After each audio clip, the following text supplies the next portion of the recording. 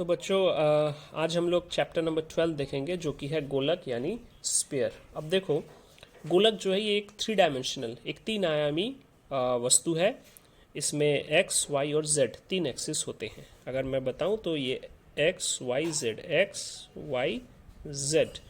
यहाँ पे अगर मैं एक सर्कल बनाऊं जो देखने में तुमको सर्कल लगेगा, लेकिन इस सर्कल का 3 अक्ष में इसको मापा जा सकता है, 3 डायरेक्शन में इसको मापा जा सकता है, एक्स डायरेक्शन में, वाई डायरेक्शन में और जेड डायरेक्शन में। तो ये एक 3 आयामी चित्र है। इसको हम लोग कैसे रियलाइज कर सकते हैं? अगर एक सर्कल लेते हैं और उसको बीच से काट देते हैं और ये जो बीच वाला इसका डायमीटर है इसके बराबर इस सर्कल को घुमाना शुरू करते हैं, रोटेट करना शुरू करते हैं, तो ये एक स्फीयर का आकार ले लेगा। अब देखो, स्फीयर का इस चैप्टर में हमें 2 चीज़ों को मुख्य रूप से जानना होगा। एक है स्फीयर का जो सरफेस एरिया है, ये जो वक्र स्थल है, कर्व सरफेस एरिया, इसका क्षेत्रफल का फॉर्मूला तथा इस स्फीयर का आयतन का फॉर्मूला। तो क्योंकि ये एक स्फीयर है, इसका एक केंद्र बिंदु होगा एवं इस केंद्र बिंदु से इसका एक रेडियस होगा इसके बाहरी सतह तक। अगर उस रेडियस को हम लोग r मान लेते हैं तो इसका जो फॉर्मूला बनता है सरफेस का, वो बनता है 4πr²। तुम लोग अपने चैप्टर 12 का पेज नंबर 180 में देखोगे, यहाँ पे ब्लू कलर से दिया हुआ है कि कर्व सरफेस और whole surface area of a sphere is 4πr²। इसको याद रखोगे। एवं इसका जो आयतन है गोलक का वो है 4/3πr³। ठीक है। अब अगर इस स्फीयर को बीच से काट देते हैं और एक आधा गोला बना लेते हैं, अर्ध गोलक, तो क्या हो जाएगा? सरफेस एरिया का फॉर्मूला जो 4πr² था उसको हाफ कर देंगे, आधा कर देंगे, तो ये 2πr² हो गया। अब देखो, उसके बाद यहाँ पे देखो एक सर्कुलर सरफेस भी आ रहा है, एक जिसको बोलते हैं वृत्ताकार सतह भी आ रहा है। तो इस वृत्ताकार सतह के लिए एक अलग सा सरफेस और जुड़ जाएगा जो कि एक सर्कल का सरफेस है, और सर्कल का सरफेस एरिया क्या है? πr²। तो 2πr² प्लस πr², तो ये हो जाएगा 3πr²। तो अगर आधा सर्कल है, आधा स्फीयर है, तो उसका संपूर्ण तल का क्षेत्रफल होगा 3πr² और वक्र तल का क्षेत्रफल केवल 2πr²।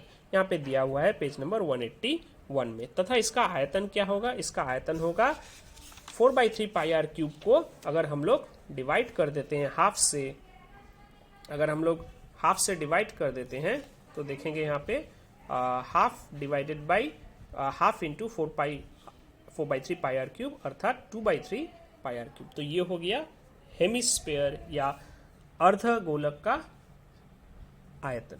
ठीक है। तो यही कुछ फॉर्मूला है जो इस चैप्टर में हम लोग को जरूरत पड़ेगा। तो अब कुछ सवाल देखते हैं अभ्यास नंबर 12 का।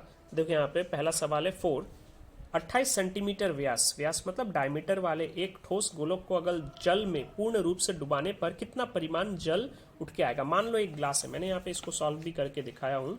मान लो एक ग्लास है, उसमें एक स्फीयर हम लोग डुबो रहे हैं जिसका डायमीटर d है 28 सेंटीमीटर। ठीक है। अब इसको अगर पूरा डुबा देते हैं तो ये हम लोग जानते हैं कोई वस्तु को पानी में डुबाने पर वो उतना ही परिमाण का पानी बाहर निकाल देता है। तो मान लो ये वो पानी का परिमाण है जो ये ऊपर की ओर ढकेल दिया, तो इसका मान कितना होगा? इसका परिमाण उतना ही होगा जो इस बॉल का आयतन होगा। हम लोग फिजिक्स में ये पढ़े हैं कि एक वस्तु को अगर पानी में डुबोया जाए या किसी तरल में डुबाया जाए, वो अपने आयतन के समान पानी को ही विस्थापित करता है।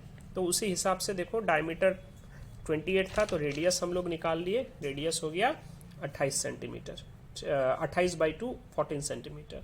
अब स्फीयर का आयतन फॉर्मूला मैंने पहले ही कहा, तुम लोग को ये मैं नोट भी भेज चुका हूँ, तुम लोग इसको पूरा नोट कर लोगे अपने कॉपी में। आयतन का फॉर्मूला है 4/3πr³। तो 4/3πr³ में हमने बिठा दिया r³ का मान 14 इंटू 14 इंटू 14 इंटू पाई का मान 22/7 इंटू 4/3 डिवाइड करने पर तुमको मिल जाएगा 11,498.33 सेंटीमीटर क्यूब। ठीक है। अब चले आते एक और प्रश्न में। इस टाइप का प्रश्न भी काफ़ी पूछा जाता है। यह है प्रश्न नंबर 9। देखो 9 में क्या बोला है? 3 सेंटीमीटर, 4 सेंटीमीटर एवं 5 सेंटीमीटर अर्धव्यास के 3 ठोस गोलकों को गलाकर एक बड़ा ठोस गोलक बनाया गया। तो उस बड़े ठोस गोलक का अर्धव्यास ज्ञात करें। तो यहाँ पे बोला है कि 3 छोटे छोटे गोलक है जिनका अर्धव्यास मैंने मान लिया R1, R2, R3, 3, 4 और 5 सेंटीमीटर है। तो इनका आयतन कितना होगा, V1 4/3 पाई R1 क्यूब, V2 4/3 पाई R2 क्यूब, और तृतीय गोला V3 का होगा 4/3 पाई R3 का क्यूब। अब बोला है इन तीन गोलकों को गला दिया गया, गला के एक बड़ा गोलक बनाए।